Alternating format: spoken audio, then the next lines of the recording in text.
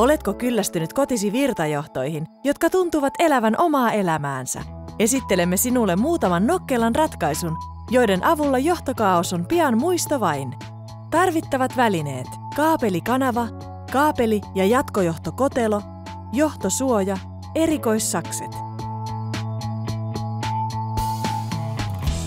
Katso kirjoituspöydän alle nähdäksesi, missä johdot ovat.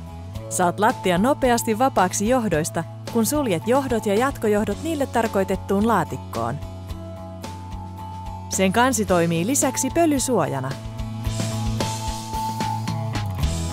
Jos haluat johdot pois kirjoituspöydältä, voit koota ne johtosuojan sisään. Mittaa ensin, minkä pituisen palan tarvitset, ja katkaise se sitten saksilla tai terävällä veitsellä.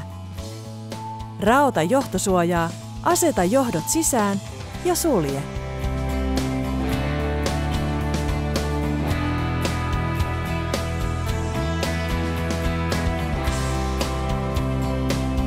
Mittaa ja merkitse kynällä, minkä pituisen kaapelikanavan tarvitset, ja katkaise se saksilla tai terävällä veitsellä.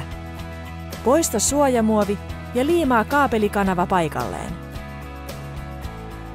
Aseta johdot kaapelikanavan sisään ja napsauta alaosa kiinni yläosaan.